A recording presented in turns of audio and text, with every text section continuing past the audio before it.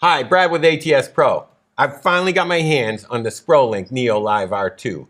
It's a brand new video switcher with a built-in multiviewer and so much more.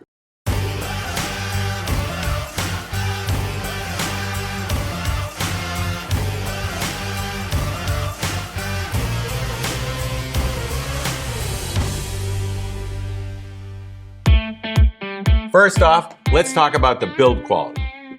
This is not a plastic case. I was so surprised when I took it out. I was like, oh my gosh, look at this. It is absolutely gorgeous. It has a nice metal case. You know, you can hear it. And it's really hefty too. So when you put it on your desk, it isn't going anywhere. It's got these knobs here.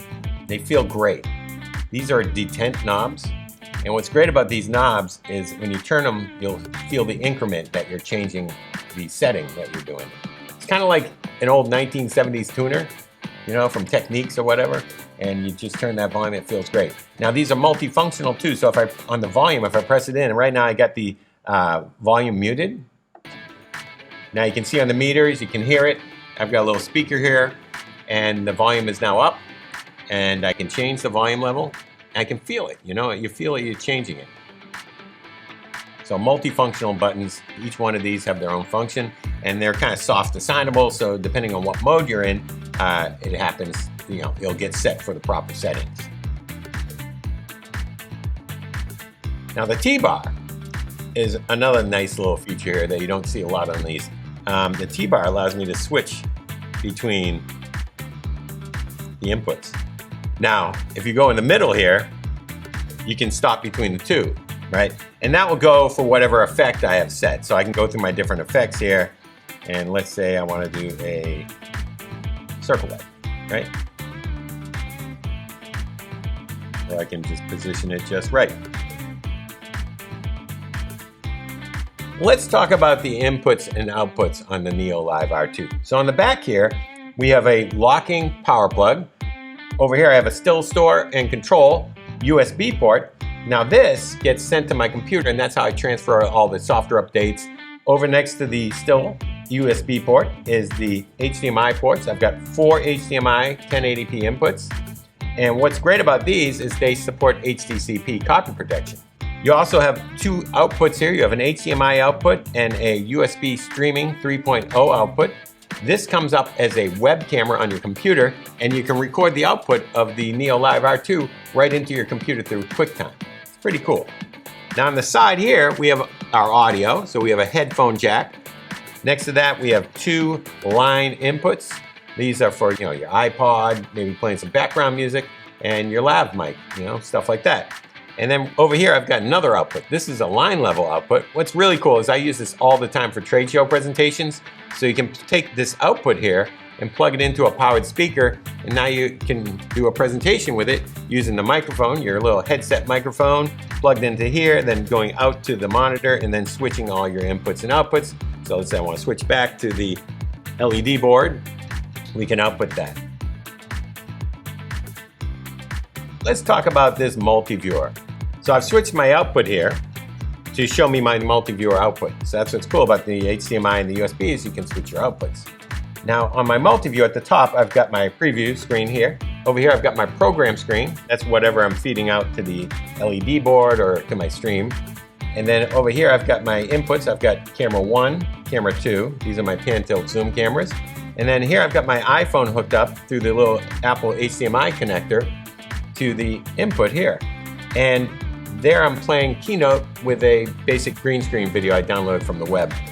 And finally, I've got an Amazon Fire Stick, and I can guarantee you an Amazon Fire Stick is HDCP compliant, so if you plug it into a lot of the switches out there, it's not gonna work without getting some type of HDCP stripping device, which is adding one more piece of gear into your rig.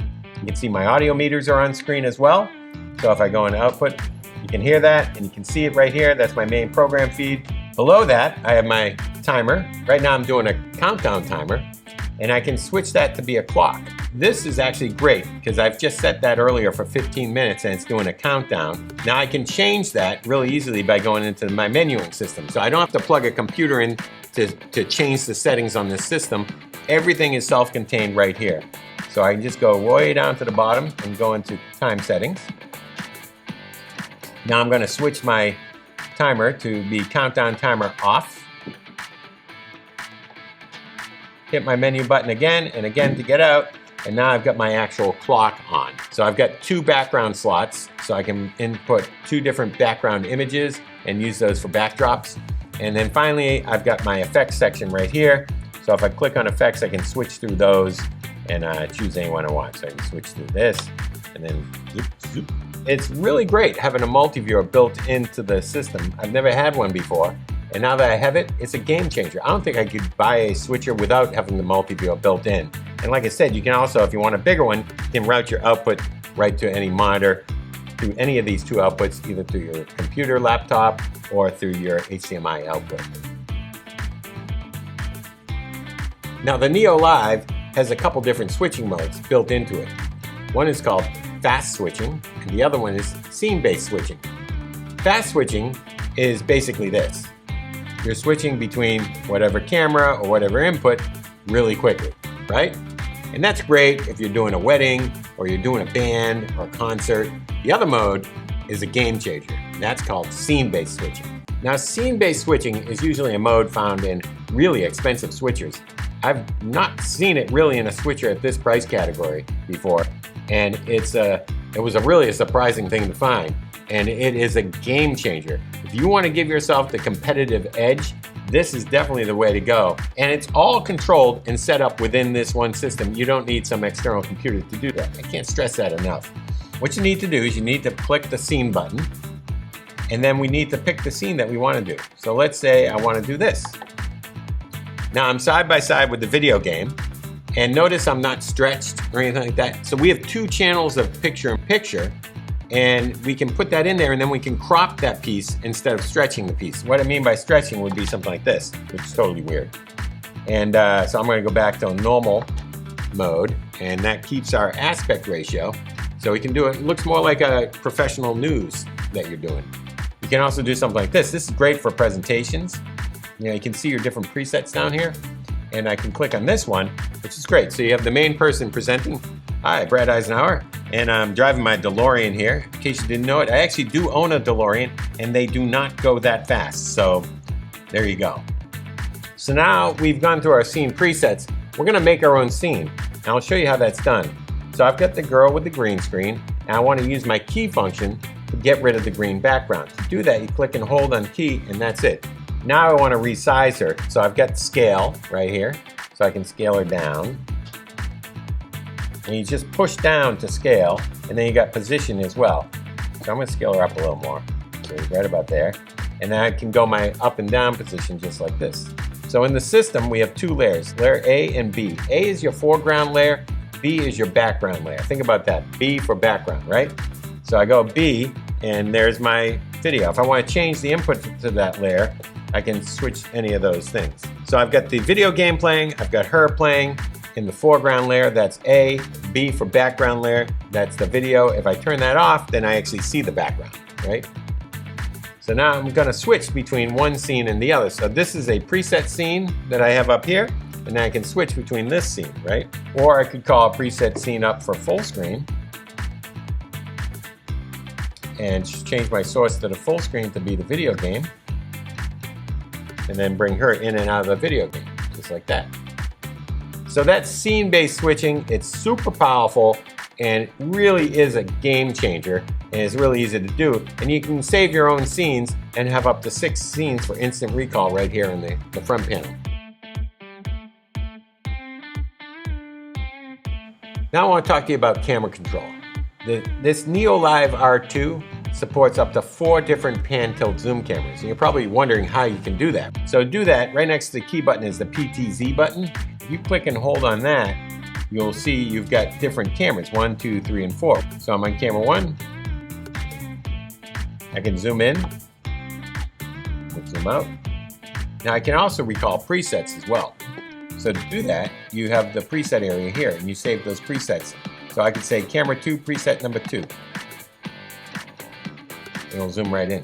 So that's how you control the cameras through the pan tilt zoom control. hooking up the Ethernet to a switch, and then hooking up the switch to each one of your cameras. You can control up to 4 cameras.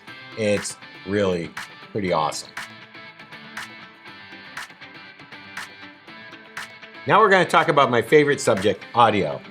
I go way back in the audio business, so I'm a little critical when it comes to audio, and the Sprolink NeoLIVE R2 does not disappoint. So what you have is audio follows video mode, which basically allows you to switch the cameras and stuff, and the audio will follow that source.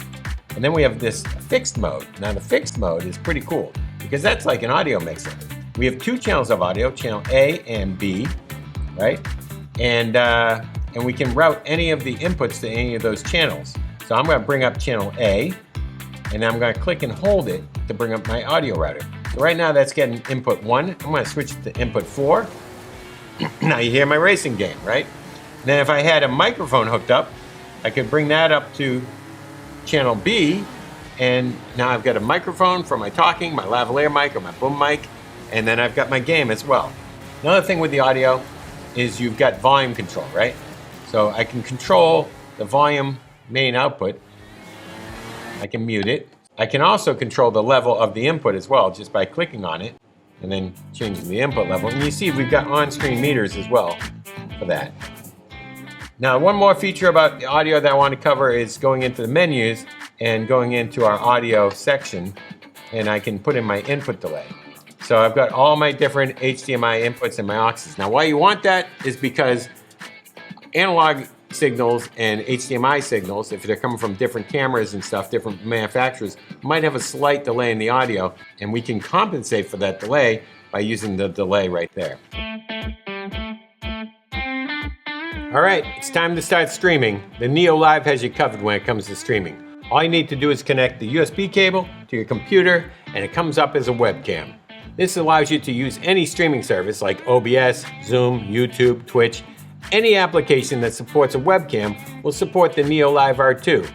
What I'm going to do today is I'm going to stream to YouTube using my favorite streaming app, StreamYard.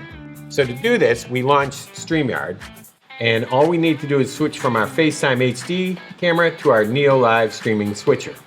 And there it is. Close that dialog box and enter the studio. And check this out, we're going to go live.